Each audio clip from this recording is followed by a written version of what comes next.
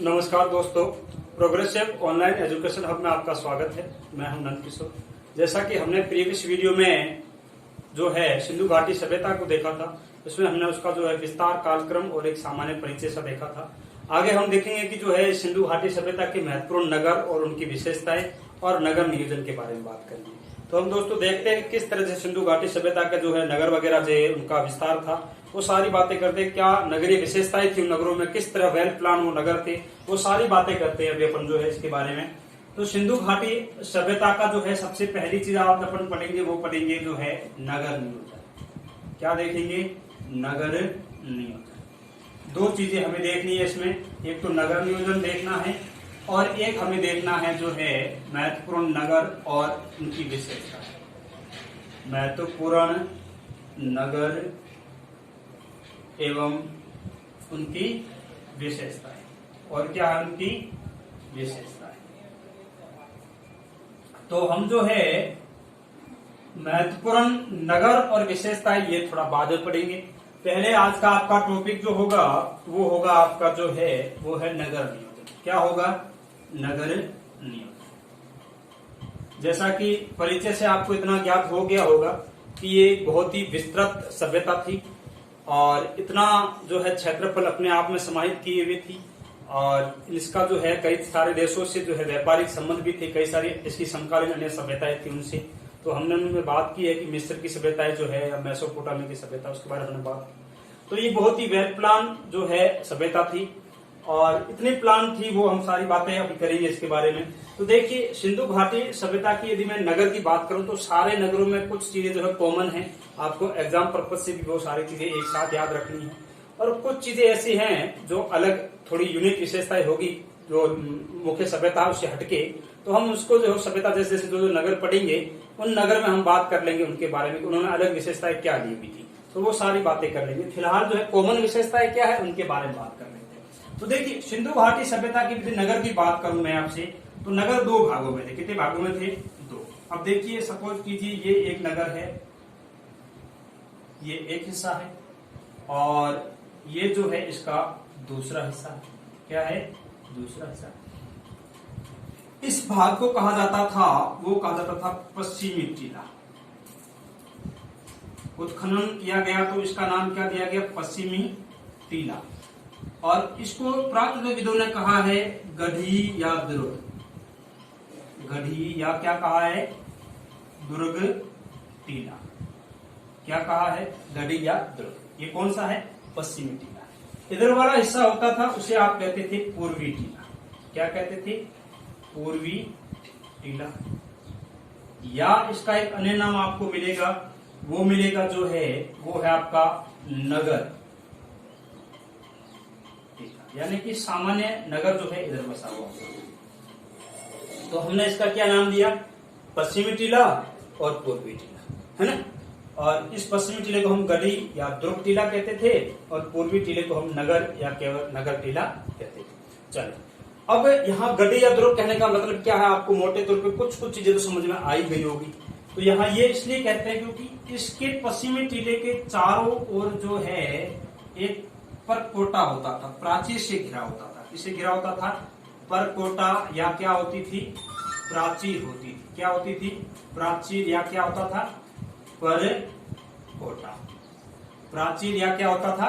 परकोटा होता था। और इसलिए जो है हमने इसको क्या नाम दिया? गढ़ी या दुर्ग टीला नाम दिया।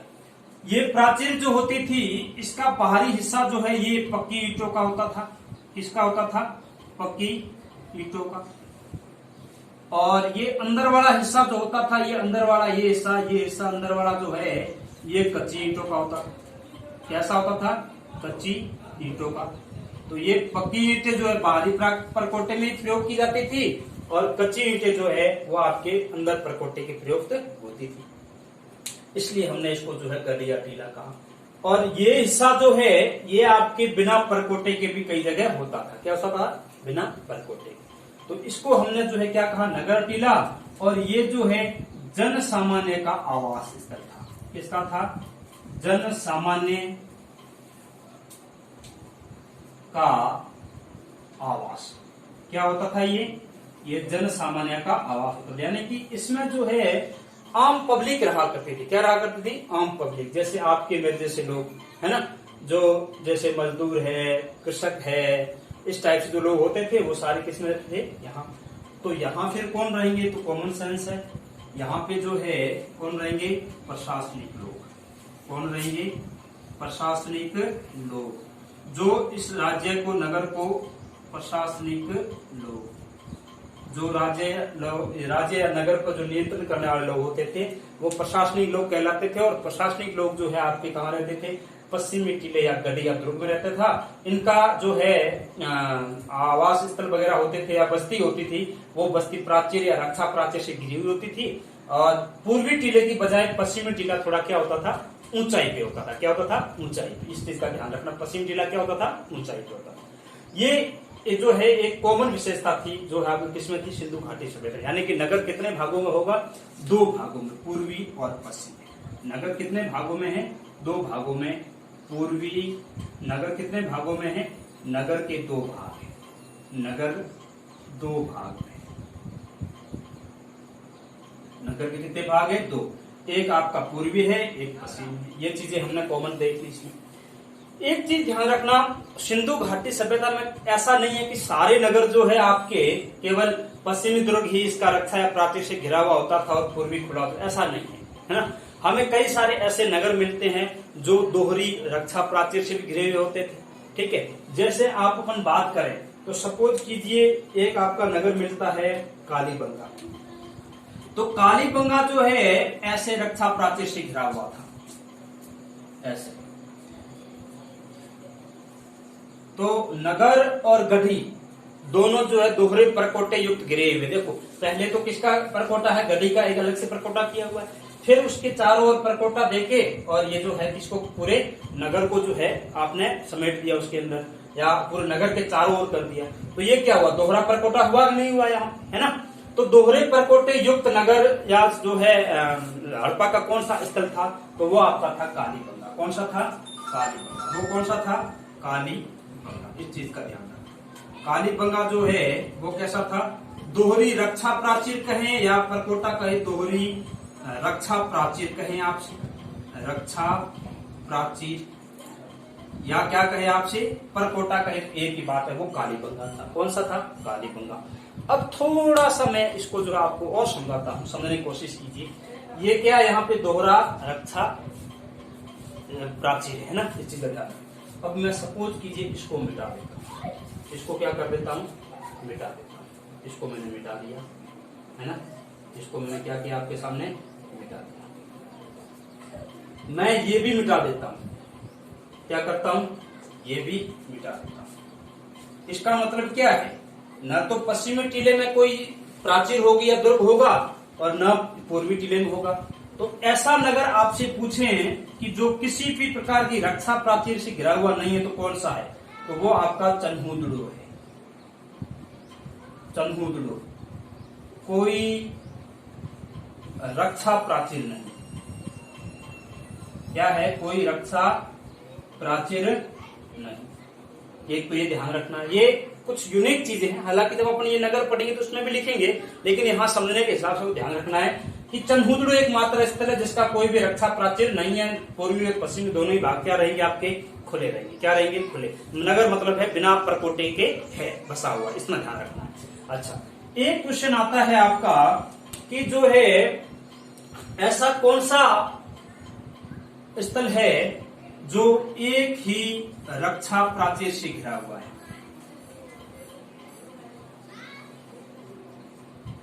एक ही रक्षा प्राचीर से घिरा हुआ पूरा नगर जो है उत्तर पश्चिम, सॉरी आपका जो है पश्चिमी भाग और पूर्वी भाग दोनों ही जो है कैसे हैं? एक ही रक्षा प्राचीर से घिरा। इसकी परकोटे पश्चिमी भाग अलग से कोई परकोटा नहीं है, केवल चारों ओर एक ही परकोटा है। तो वो आपका क्या है? लोथल है। कौन सा है? लोथल है। ये एक ही रक्षा प्राचीर, एक ही रक्षा प्राचीर से घिरा, है ना। वो स्थल कौन सा है? वो स्थल आपका लोथल। कौन सा है? लोथल। तो ये चीज ध्यान ये रखनी। एक चीज और पूछते हैं, चलो ये परकोटा है, ये तो आपको ध्यान में रखना लोथल के बारे में। एक ऐसा नगर भी मिलता है जिसमें जो है उस नगर के बीच में जो है एक और हिस्सा बसा हुआ, यानी कि 3 भागों में नगर बसा हुआ। कितने भागों में? 3। 1 2 3। कितने भागों में? 3। और ऐसा आपसे क्वेश्चन पूछे तो इसको कहा गया है मध्यमा। क्या कहा गया है? मध्यमा। क्या कहा गया है? इसको क्या कहा गया है? मध्यमा कहा गया है। क्या कहा गया है? मध्यमा, है ना, मध्यमा। और ये स्थल आपसे पूछे तो ये स्थल आपका है धोलावीरा। कौन सा है? धोलावीरा। तो धोलावीरा कितने भागों में बटा हुआ है? 3 में। 1 2 3। धोलावीरा कितने भागों में बटा हुआ है? 3 में। ये तो इस नगर की बनावट की बात हुई। ये इस नगर की बनावट की बात की हमने कि ये नगर जो है कैसे होते थे। एक और क्वेश्चन पूछते हैं कि सिंधु घाटी सभ्यता के नगर, जैसा मैंने कहा आपको कि वेल प्लान होते थे, तो आपको पता होना चाहिए कि वेल प्लान है। तो ये हमें बना रहा हूं, बनावट से भी पता चल रहा है कि मोस्ट ऑफ कैसे होंगे? आयताकार या वर्गाकार होंगे। कैसे होंगे? आयताकार या वर्गाकार। तो सिंधु घाटी सभ्यता के नगर कैसे होते थे? आयताकार या वर्गाकार होते थे। नगर कैसे होते थे? आयताकार व वर्गाकार नगर होते थे। कैसे नगर होते थे? आयताकार व वर्गाकार नगर होते थे। किसके? सिंधु घाटी सभ्यता के। किसके होते थे भैया? सिंधु घाटी सभ्यता के। तो ये चीजें जो है आपको इस नगर नियोजन में याद रखनी है। ये तो सिर्फ मैंने वो बताया कि नगर कितने चौड़े होते थे, कैसे उनका आयताकार वर्गाकार होता था और किस तरह से प्लान किए होते थे वो, और अलग कौन सी चीजें थी। धोलावीरा में क्या अलग था? मैंने बताया कि बीच में मध्यमा होता, 3 भागों में विभाजित था धोलावीरा। और जैसे कि हमने लोथल में देखा तो उसमें एक ही रक्षा प्राचीर में गढ़ी और नगर दोनों है ना, नगर भाग दोनों। और हमने बात की कालीबंगा की तो दोहरे परकोटे युक्त है। और हमने बात की चरमुद्रों की तो वहां कोई भी रक्षा प्राचीर भी नहीं है। ये तो यहाँ नॉर्मल बात है। इसके अलावा यहाँ क्या क्या चीजें हैं नगरों में, वो बातें कर लेते हैं कि यहाँ के घर कैसे हैं और यहाँ के सड़कों वगैरह का क्या प्लान था। वो सारी बातें आपसे अभी मैं कर लूंगा। तो इतना सा आपको यहाँ ध्यान रखना है कि ये नगर जो है कितने भागों में होते थे? 2 भागों में। कितने भागों में? 2। अपवाद स्वरूप आपसे पूछे तो आपको पता होना चाहिए कि धोलावीरा 3 भागों में था। धोलावीरा कितने भागों में था? 3। अच्छा, एक ही रक्षा प्राचीर से घिरा हुआ नगर और गढ़ी, तो फिर लोथल है। और लोथल के साथ आपको पूछे तो सुरकोटड़ा है। कौन सा है? सुरकोटड़ा लोथल के साथ है। इतना महत्वपूर्ण वो नहीं है जितना ये है आपका लोथल। तो बस इतना ध्यान रखना है। अब मैं आपको एक चीज और बताता हूं कि ये नगर जो है, सारे के सारे नगर जो है एकदम वेल प्लान बसे हुए थे। तो कैसे थे? तो ये चेस बोर्ड की भांति थी मित्रों। कैसे थे? चेस बोर्ड की भांति। तो सपोज कीजिए, देखिए ये आपका नगर है, ये चौराहा है और ये क्या है? मुख्य सड़क है। क्या है? मुख्य सड़क है। और ये मोहनजोदड़ो में ऐसी चौड़ी मुख्य सड़क मिली है जहां उसको कहा गया है राजपथ। क्या कहा गया है? राजपथ कहा गया है। क्या कहा गया है? राजपथ। तो 2.75 मीटर से लेके और जो है 3.66 मीटर तक जो है लंबी चुकी सड़कें मिलती है यहाँ पे। लेकिन ये आपका मिला, ये करीब करीब जो है 10 मीटर चौड़ा है। कितना है? 10 मीटर चौड़ी सड़क है। इसलिए हमने इसको क्या कहा? राजपथ। और ये कहाँ मिलता है? मोहनजोदड़ो। कहाँ मिलता है? मोहनजोदड़ो। ये ध्यान, हालांकि मैं मोहनजोदड़ो आपको बता दूंगा, फिर भी ध्यान रखना। चलो, बाकी सड़कें मैंने आपको बता दिया कि 2.75 से लेके वो 3.66 तक होती है। तो वो नॉर्मल सी सड़कें होती थी, जितनी भी है। अब देखिए ये है। अब मैं यदि इसमें से और सड़कें निकालूं तो आप समझ सकते हैं। ये सड़क निकली यहाँ, ये सड़क निकली यहाँ, है ना। एक यहाँ निकाल देते हैं, है ना, और यहाँ निकाल देते हैं अपन सड़क। अब देखो आप, ये सारी समकोण पे काट है कि नहीं है? देखो देखो सारे, देखो आप सारे कैसे हैं? समकोण है कि नहीं? तो यहाँ की सड़कें कैसी थी? सड़कें समकोण पे काटती थी। समकोण पर काटती, इस चीज का ध्यान रखना। सड़कें कैसे काटती थी? समकोण। और ये नगर जो है आयताकार रूप में बसे हुए थे और एक प्रकार का जो है संघन बसावट थी, तो जाल बनाते थे। इसलिए इनको अपन कहते हैं कि ग्रिड प्रणाली पर आधारित नगर। चेस बोर्ड की भांति, चेस खेलते हैं तो आपको पता ही होगा उसमें कैसे कॉलम बने हुए थे बोर्ड पे। चेस बोर्ड की भांति क्या थे? भांति क्या थे? नगर। और सड़कें जो है वहां पे कैसी थी? ग्रिड प्रणाली पे आधारित।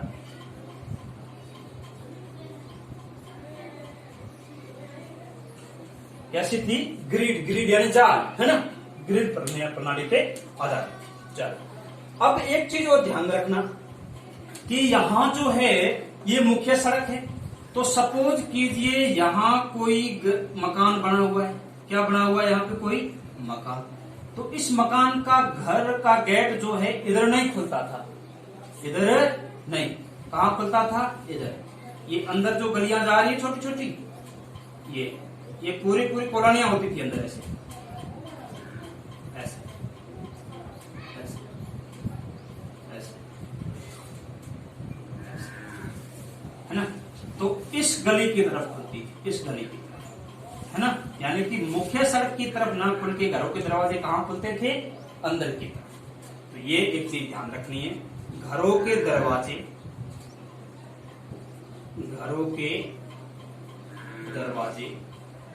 मुख्य सड़क की तरफ नहीं खुलते थे।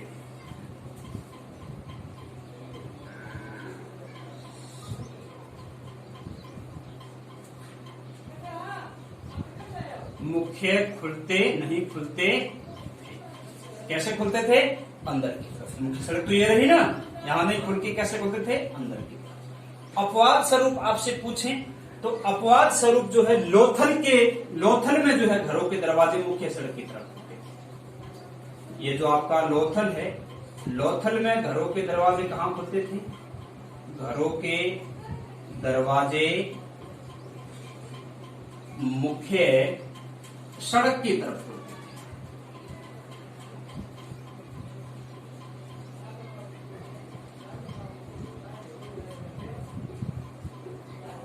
ये आपको ध्यान में रखना है कि लोथल में जो है घरों के दरवाजे मुख्य सड़क की तरफ खुलते थे, और जो है आपके अन्य पूरे सिंधु घाटी सभ्यता में घरों के दरवाजे कैसे खुलते थे?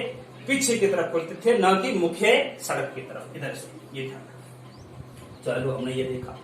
अब हम बात कर लेते हैं थोड़ी सी जो है इन घरों की। तो ध्यान रखना, प्रत्येक घर में क्या होता था? स्नानागार होता था। क्या होता था? प्रत्येक घर में क्या होगा? स्नानागार होगा। क्या होगा? स्नानागार होगा, है ना। और क्या होगा आपका? प्रत्येक घर में कुआं होगा। क्या होगा? कुआं होगा। क्या होगा? कुआं होगा। प्रत्येक घर में जो है कुआं होगा, और बहुमंजिला भवन मिलते हैं। कैसे मिलते हैं? बहुमंजिला। कैसे भवन मिलते हैं? बहुमंजिला भवन, 2 से 3 मंजिला भवन मिलते हैं। और इन बहुमंजिला भवनों में ऊपर चढ़ने के लिए क्या होती थी? सीढ़ियां होती थी। क्या होती थी भैया? सीढ़ी, है ना। इस चीज का ध्यान रखना। तो बहुमंजिला भवन मिलते हैं, और जो है प्रत्येक घर में जो है आपके ऊपर चढ़ने के लिए क्या होती थी? सीढ़ियां होती थी। एक चीज ध्यान रखना, यहाँ घरों में एक और यूनिक चीज है। जैसे सपोज कीजिए ये आपका कोई घर है, ये घर है, ये इसका क्या है? दरवाजा है। क्या है? दरवाजा। यहां से आपकी मुख्य सड़क जा रही है चौड़ी वाली, यहां से अंदर ये जो है गली जा रही है। क्या जा रही है? गली अंदर, है ना। ये क्या है? ये आपकी गली है, और ये क्या है? आपकी मुख्य सड़क। तो एक चीज ध्यान रखना, यहाँ ये जो दरवाजा है ना, आपको दरवाजा, इसके पीछे एक ऐसी दीवार बना दिया करते थे, ताकि यहाँ से जो गुजरने वाले लोग हैं उनको घर के अंदर का नजारा न दिखे। तो घर के अंदर एंटर होने के लिए आपको इधर से या इधर से जाना पड़ा। फिर यहाँ आपके जो है मुख्य कमरे वगैरह होते थे, और बाथरूम वगैरह, कुआं वगैरह होता था। तो घर के यहाँ जो है आपका क्या होगा? दीवार होगी। यहाँ क्या होगी? दीवार। यहाँ क्या होगी? दीवार। आपको एंटर यहाँ से कर सकते हैं आप, या यहाँ से कर सकते हैं। ये जो है आप इस चीज का ध्यान रखें। इस टाइप से घर बसे हुआ करते थे। तो ये कुछ चीजें जो है हमें देखने को मिलती है सिंधु घाटी सभ्यता में। अच्छा, दूसरी चीज, सिंधु घाटी सभ्यता जो है उसमें पक्की ईंटों का प्रयोग किया गया। मकान घरों में कैसा प्रयोग किया गया? पक्की ईंटों का। तो यहाँ जो ये घर जितने भी बने, जैसे ये घर है, इसमें जो ईंटें हैं, यहाँ क्या है? ईंटें।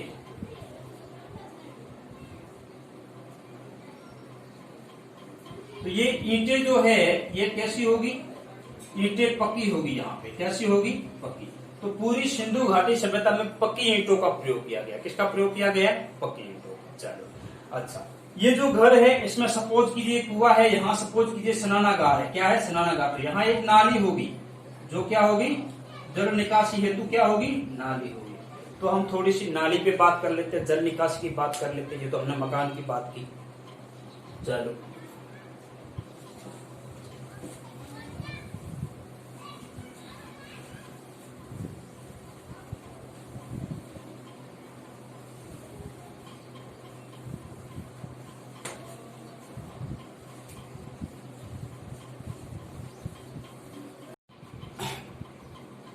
तो अब अपन देखेंगे इसमें जो है महत्वपूर्ण नगर एवं उनकी विशेषताएं, नगर नियोजन देख रहे थे। और उसमें जो है अपना रहा था वो ये रहा था कि यहाँ एक हमें जो है सिंधु घाटी सभ्यता में जल निकासी की व्यवस्था मिलती है। क्या मिलती है? सुदृढ़ जल निकासी व्यवस्था मिलती है। क्या मिलती है? सुदृढ़ जल निकासी व्यवस्था। देखिए, सिंधु घाटी सभ्यता में जो जल निकासी की व्यवस्था है वो विश्व में किसी अन्य सभ्यता में इतनी प्रॉपर देखने को हमें नहीं मिलती है। सिंधु घाटी सभ्यता में जो जल निकासी की व्यवस्था है इसमें हमें जो है पक्की ईंटों की नालियां दिखती है। किसकी ईंटों की? पक्की ईंटों की। क्या है? पक्की ईंटों की नालियां हैं। तो नाले जितने भी होंगे वो कैसे होंगे? पक्की ईंटों के होंगे। ठीक है, चीज का ध्यान रखना। और ये जो है इस तरह से इस प्रकार की जल निकासी की व्यवस्था एकमात्र सभ्यता है जिसमें जो है इतनी सुदृढ़ एकमात्र सभ्यता जिसमें क्या है? सुदृढ़ जल निकासी की व्यवस्था है। क्या है? सुदृढ़ जल निकासी व्यवस्था है। और किसी भी विश्व की अन्य समकालीन सभ्यता में हमें जो देखने को नहीं मिलती। अन्य किसी भी सभ्यता में जो इसकी समकालीन विश्व में है उनमें नहीं मिलती, चाहे वो मेसोपोटामिया की सभ्यता हो चाहे वो मिस्र की सभ्यता हो। तो जल निकासी की व्यवस्था में क्या होता है? देखिए, सपोज कीजिए जो है ये आपके जो है इस टाइप से कोई घर बने हुए। क्या बने हुए? घर। ये घर बने हुए, ये क्या है? घर है। क्या है? घर है। तो इन घरों में जो है क्या होता था, इस तरह से एक मुख्य नाली चलती थी। क्या चलती थी? मुख्य नाली चलती थी। और यहाँ से जो है घरों से नालियां आके और यहाँ पे जो आके इसमें मिल जाती। और इस मुख्य नाली की साफ सफाई हेतु जो है विभिन्न प्रकार के बीच बीच में गैप में छोटे छोटे गैप में जो है क्या बनाए हुए थे? चैम्बर बनाए हुए थे। क्या बनाए हुए थे? चैम्बर। तो ये आपका क्या है? मुख्य नाली है। क्या है? मुख्य नाली। और ये आपका पर्टिकुलर क्या है? चैम्बर या मैन होल बने हुए जो किस प्रयोग में आते थे? साफ सफाई के प्रयोग में। क्या करने के? साफ सफाई के। ये आपने देखा होगा कि वर्तमान में हमें देखने को मिलते हैं ना, शहरों में जितने भी मुख्य नाले होते हैं उनको ऊपर से ढक दिया जाता है, इस तरह से उनके चैम्बर बना दिए जाते हैं ताकि वो साफ सफाई करने में क्या रहे? आसान। और ये सारे के सारे इस नालों को बनाने में जो ईंटें प्रयोग की गई है वो कैसी होगी? आपकी पक्की ईंटें होगी। कैसी होगी? पक्की ईंटें। इस चीज का ध्यान रखना। तो इतने सुदृढ़ या इतनी प्रॉपर जल निकासी की व्यवस्था हमें देखने को मिलती है, वो मिलती है सिंधु घाटी सभ्यता में। तो हमने जो है सिंधु घाटी में अभी तक क्या देखा है? हमने देखा कि यहाँ के शहर कैसे थे, उनकी बसावट कैसी थी, वो क्षेत्रफल वाइज कैसे बसे हुए थे, उनमें सड़कें कैसे थी, और वहाँ के घर कैसे थे, बहुमंजिला थे या सिंगल मंजिला थे, और वहाँ नगर नियोजन वगैरह में हमने ये देखा। और उसके उपरांत हमने देखा है वो देखा है जल निकासी की एकदम सुदृढ़ व्यवस्था, ये भी इन्हीं नगरों में देखने को मिलती है। तो इतने समर्थ नगर जो हमें देखने को मिलते हैं और किसमें मिलते हैं? सिंधु घाटी सभ्यता। तो अब हम आगे बात करेंगे, वो करेंगे जो है आपके महत्वपूर्ण नगर एवं उनकी विशेषताएं। क्या पढ़ेंगे? महत्वपूर्ण नगर एवं उनकी विशेषताएं। तो हम देख लेते हैं थोड़े से महत्वपूर्ण नगर। अब एक चीज ध्यान रखना, महत्वपूर्ण नगर और उनकी विशेषताओं जब बात करते हैं तो सिंधु घाटी सभ्यता में वर्तमान में करीब करीब जो 1400-1500 स्थल खोजे जा चुके हैं। इवन अब तो 2000 करीब पहुंच चुके होंगे। लेकिन महत्वपूर्ण जो नगरों की संख्या जिनको दी गई है वो केवल 7 है। कितने हैं? 7 है। तो हम उन सारों का जिक्र करेंगे और हम देखेंगे किस प्रकार जो है वो नगर थे और उनकी क्या व्यवस्था है। तो हम देखते हैं महत्वपूर्ण नगर। तो नगर नियोजन हम देख चुके थे और अब हम देखेंगे आज वो क्या है आपका महत्वपूर्ण नगर है। क्या है? महत्वपूर्ण नगर है। तो ये सिंधु घाटी सभ्यता के जो है क्या है अपने पास? महत्वपूर्ण नगर एवं विशेषताएं। एवं क्या है? विशेषताएं। तो ये महत्वपूर्ण नगर है और उनकी क्या है? विशेषताएं। अब नगर की बात करूं तो मैंने जैसा कि आपको कहा नगरों की संख्या केवल 7 शहरों को दी गई थी। 7 पुरातत्व स्थल ऐसे हैं जिनको नगरों की संख्या दी गई है। तो पहला हम जब नगर की बात करेंगे तो हम बात करेंगे जो है पहले वो है हड़प्पा। कौन सा है? पहला आपका हड़प्पा है। हड़प्पा जो है ये आपका सबसे पहला खोजा गया स्थल था सिंधु घाटी सभ्यता का। क्या था? सबसे पहला खोजा गया स्थल था सिंधु घाटी सभ्यता का।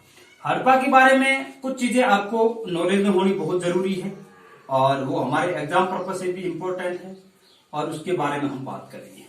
हड़प्पा जो है पाकिस्तान के मोंटगोमरी जिले में है। कौन सा जिला है? मोंटगोमरी। वर्तमान में इसका नाम पाकिस्तान में है साहिवाल जिला। कौन सा है? साहिवाल जिला। ठीक है। और जो है क्या ध्यान में रखना, पंजाब प्रांत है। प्रांत कौन सा है? प्रांत जो आपको पूछे तो प्रांत है आपका पंजाब। कौन सा प्रांत है? पंजाब। और मोंटगोमरी जिला पंजाब प्रांत है और ये रावी नदी के बाएं तट पे है। आपको नदी पूछे नदी तो ये रावी नदी है। कौन सी नदी है? रावी। और इस नदी के जो है बाएं तट पे ये बसा हुआ है। रावी नदी के बाएं तट पे। कौन से तट पे स्थित है ये? रावी नदी के बाएं तट पे स्थित है। कौन सा स्थल है? हड़प्पा स्थल। पाकिस्तान के मोंटगोमरी या साहिवाल जिले के पंजाब प्रांत में है ना। और ये पंजाब से आप यहाँ इंडिया वाला रिलेटेड मत करना। पश्चिमी पाकिस्तान जो था उस समय, वर्तमान में पश्चिमी पंजाब था वो पाकिस्तान में चला गया तो इसलिए पंजाब वहां भी है, अपने यहाँ भी। तो पाकिस्तान में कहां पे है ये? पाकिस्तान में है। इस चीज का ध्यान रखना। चलो अब बात करेंगे यहाँ पे उत्खनन की। क्या बात करेंगे अपने यहाँ से? उत्खनन की। तो ध्यान रखना जो है हड़प्पा का उत्खनन की बात आती है, उत्खनन करता। तो हड़प्पा का उत्खनन करता जो है वो आपका है दयाराम साहनी। कौन है? दयाराम साहनी। इस दयाराम साहनी ने किसके निर्देशन में उत्खनन किया था? निर्देशन पूछे आपसे तो जॉन मार्शल। John Marshall. तो जॉन मार्शल के निर्देशन में जो है दयाराम साहनी ने हड़प्पा का क्या किया? उत्खनन। और वो कब किया? 1921 में। 1921 में किया। हालांकि विधिवत उत्खनन इसका शुरू होता है वो 1923 में होता है वैसे, पर 1921 से आपको मोस्ट ऑफ दिया मिलेगा। 1921 में वहां गए, उन्होंने विस्तृत सर्वेक्षण वगैरह किया था, इसलिए वहीं से इसका क्या माना जाता है? उत्खनन। ठीक है। विधिवत उत्खनन का 1923 में शुरू हुआ था। चलो इस सभ्यता के बारे में सबसे पहले किसने जानकारी दी? तो हालांकि मोटे तौर पे आप पढ़े हो, सर्वप्रथम जानकारी जो है आपको पूछे, सर्वप्रथम जानकारी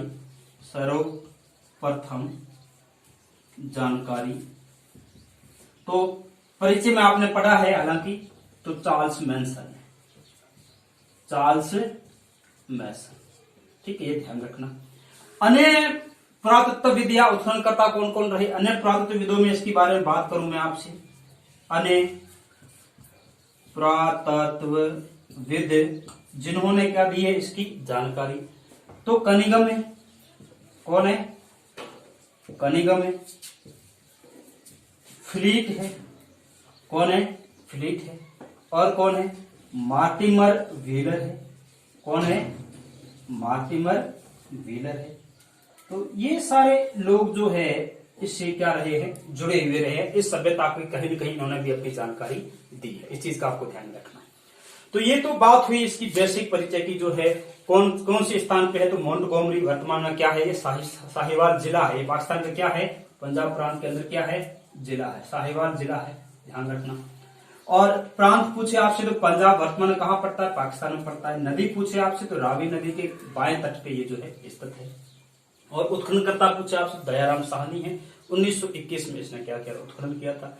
किसके निर्देशन में? तो जॉन मार्शल के निर्देशन में, है ना। और सर्वप्रथम जानकारी किसने दी? चार्ल्स मैसन ने दी थी। और अन्य पुरातत्वविद कौन इसके संबंध थे? कनिंघम, फ्लीट, मार्टिमर व्हीलर थे।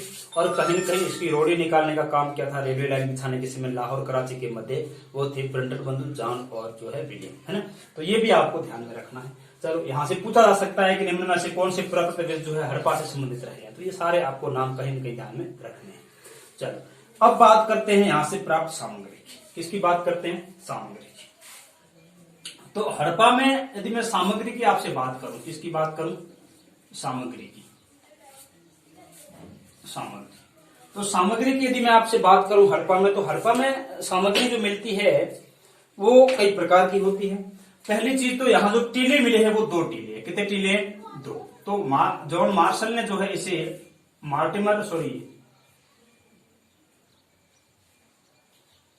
मार्टिमर वेलर ने जो इसे माउंट ए और बी की संज्ञा दी है। किसकी दी है?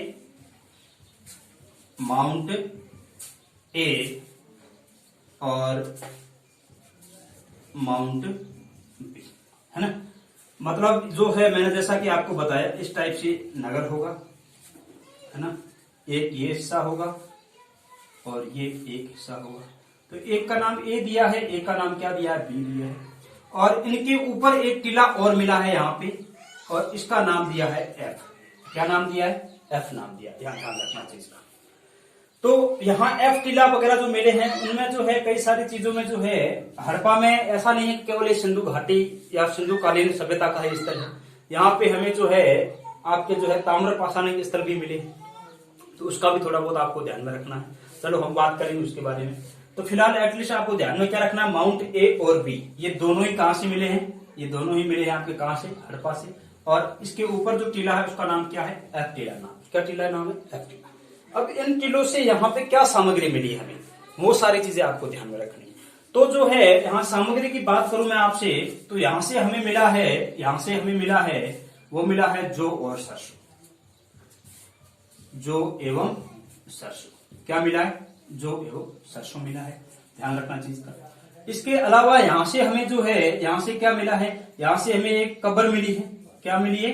कब्र, जिसे R37 नाम दिया गया है। R37 नाम दिया गया। ठीक है, इस चीज का ध्यान रखना। यहाँ इन आकृतियों के बजाय यदि हम सामग्री सीधी लिखे तो ज्यादा बेटर चार्ट बनेगा मेरे ख्याल से आपके एग्जाम पर्पज से भी। तो ये ध्यान रखना, ये मिला है। इस तरह माउंट 2 होंगे, ये आपको यहाँ ध्यान रखना। बाकी मैं सामग्री यहाँ सीधे लिख लेता हूँ, आपको इजीली ध्यान में रह जाएगी मुझे उम्मीद है। तो माउंट ए और बी नामक 2 टीले कहां से मिले हमें हड़प्पा से मिले। इस चीज का ध्यान रखना। अब सामग्री की बात करूं मैं आपसे, तो यहाँ हमें जो है एक स्त्री के गर्भ से निकलता हुआ पौधा मिला है। पौधे मोटी मिले। स्त्री के गर्भ से निकलता हुआ पौधा की क्या मिली है? अब संभवतः ऐसा माना जाता है कि यहाँ जो है ये इनकी क्या रही होगी? उर्वरता की देवी रही होगी। क्या रही होगी? उर्वरता की देवी रही होगी, ऐसा अनुमान लगाया गया है। तो ये एक मूर्ति मिली है जिसमें स्त्री का फोटो है, चित्र है, और उस चित्र में स्त्री के गर्भ से क्या निकल रहा है? पौधा निकल रहा है। और ऐसा माना गया है, पुरातत्वविद ऐसा माना है कि ये संभवतः जो है हड़प्पा सभ्यता के लोगों की उर्वरता की क्या रही होगी?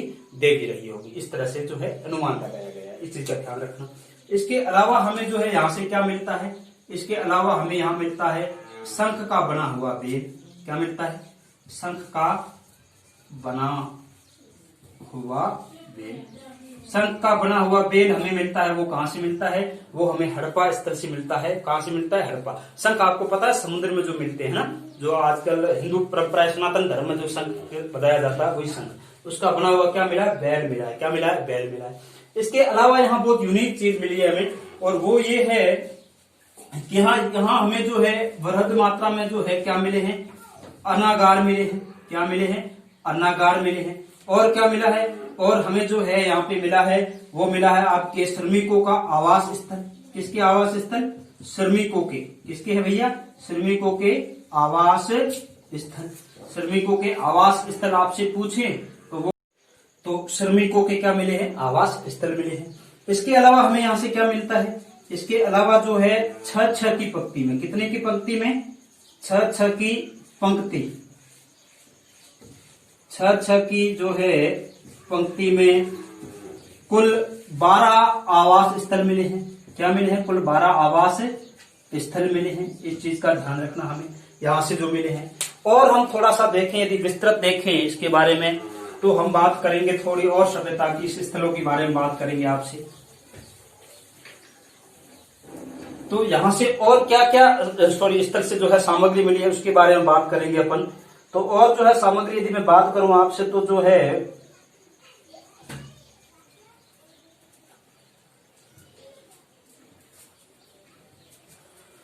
और हमें जो है यहां से जो है पीतल का इक्का मिला है। क्या मिला है? पीतल का इक्का मिला है। और हमें यहां से क्या मिला है? वर्ताकार चबूतरे मिले हैं। वर्ताकार चबूतरे क्या मिले हैं? वर्ताकार चबूतरे, ऐसे गोल चबूतरे बैठने के वर्ताकार चबूतरे मिले हैं। और हमें क्या मिला है यहां से? तो यहां से हमें जो है और मिला है वर्ताकार चबूतरे का लागवास अभिलेख युक्त सर्वाधिक मुहरे मिली है। अभिलेख युक्त यानी कुछ जो है लिपि या कुछ जो है लिखा हुआ है उन सिक्कों पे, उन जो है मुहरों पे क्या है? लिखा हुआ है कुछ। तो लिखित मुहरे मिली है हमें। अभिलेख युक्त मुहरे जो है सर्वाधिक मिलती है वो हड़प्पा से मिलती है। क्या मिलती है? सर्वाधिक। केवल मैं अभिलेख युक्त बता रहा हूं, ध्यान रखना। केवल मुहरे पूछे तो मोहनजोदड़ो से होगी, लेकिन अभिलेख युक्त मुहरे सर्वाधिक पूछे आपसे तो कहां से होगी? सिंधु घाटी सभ्यता के स्थल हड़प्पा से होगी। कहां से होगी? हड़प्पा से होगी। इसके अलावा जो है हम यदि बात करें सिंधु घाटी सभ्यता में यहाँ पे और क्या मिला होगा, तो यहाँ कुछ ज्यादा सामग्री तब है नहीं वैसे, लेकिन एक दो पॉइंट और ध्यान में रखना है। गेहूं सरसों मैंने आपको बता दिया। एक चीज अपन भूल रहे हैं, वो ये है कि वर्ताकार R37 कब्र मैंने आपको बताया था, वो थोड़ा सा पहले जब यहाँ पेंटिंग बनाई थी उसमें, तो आपका जो है R37 नामक क्या मिली है? R37 नामक कब्र। ये इसका नाम दिया गया है, पश्चिमी टीले के दक्षिण में मिली है, तो इसलिए उसका नाम दिया गया R37 नामक कब्र जो है यहाँ मिली है। तो ये सारी चीजें जो है कहीं ना कहीं आपको ध्यान में रखनी है। वो किस में रखनी है? हड़प्पा के स्थल के ध्यान में रखनी है। हड़प्पा में एक बहुत ही ऐतिहासिक प्राचीन जो है आपकी मिलती है, वो मिलता है आपका क्या? एक सभ्यता जिसका नाम है आपके जो है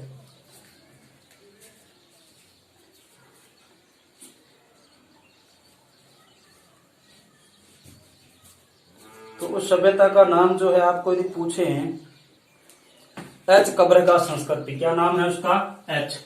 तो हड़प्पा से हमें जो है एच कब्रगाह संस्कृति मिलती है। एच कब्रगाह संस्कृति वो हमें कहां से मिलेगी? ये एच कब्रगाह संस्कृति हमें जो हड़प्पा से मिलती है। ये एक ताम्र पाषाणिक स्थल है। कैसा है? ताम्र पाषाणिक स्थल। पाषाणिक स्थल। तो इस चीज का आपको ध्यान में रखना है। तो इतना सा है हड़प्पा के बारे में। तो क्या क्या देखा अपन ने? हमने देखा कि यहाँ पे जो है दो टीले मिले हैं, जिसको जो है मार्टिमर वेलर ने माउंट ए और माउंट बी नामक संज्ञा दी है। फिर वहां पे जो सामग्री मिली है वो मैंने आपको बताया, स्त्री के गर्भ से निकलता हुआ पौधा है और उसकी एक मूर्ति मिली है, जो उसमें हमें उर्वरता की देवी को माना हमने उसको। और शंख का बना हुआ क्या मिला है? बेल मिला है। अनागार मिलते हैं। श्रमिकों को क्या मिलते हैं? हमें आवास स्थल मिलते हैं। छह की पंक्ति में टोटल 12 आवास स्थल मिलते हैं। और हमें जो है पीतल का इक्का मिलता है। वर्ताकार चबूतरे मिलते हैं। अभिलेख युक्त क्या मिलती है? मुहरे मिलती है, जो सर्वाधिक मुहरे हैं। अभिलेख युक्त सर्वाधिक मुहरे कहां से? हड़प्पा से ही है। और एक कब्र मिली है जिसे हमने R37 नाम दिया है। R37 नाम दिया है। एक कब्र मिली है। क्या मिली है? कब्र, जिसे क्या नाम दिया है? R37 नाम दिया है। क्या दिया है? नाम। इसके अलावा मैंने आपको बताया कि जौ और जो है सरसों के ढेर मिले हैं। जौ एवं सरसों के ढेर। तो इतना है हड़प्पा के बारे में। हम नेक्स्ट वीडियो में देखेंगे मोहनजोदड़ो के बारे में। तो ये जो आपका आधा पौने घंटे का जो वीडियो है, प्लीज आप इसे अति लाइक करें, शेयर करें और सब्सक्राइब करें। और लोगों को भी बताएं कि जो है इस तरह का हिस्ट्री पूरी विस्तृत परिचर्चा के साथ आपके सामने मैं ला रहा हूं। तो और अधिक से अधिक लोगों को आप बताएं इसके बारे में। और मैं इतना ही कहूंगा, आगे तो अब क्या बताऊं आप लोगों को, पूरा निर्भर है मेरा मैटर। आपको अच्छा लगे तो फिर आप जरूर आगे दोस्तों को बताएं।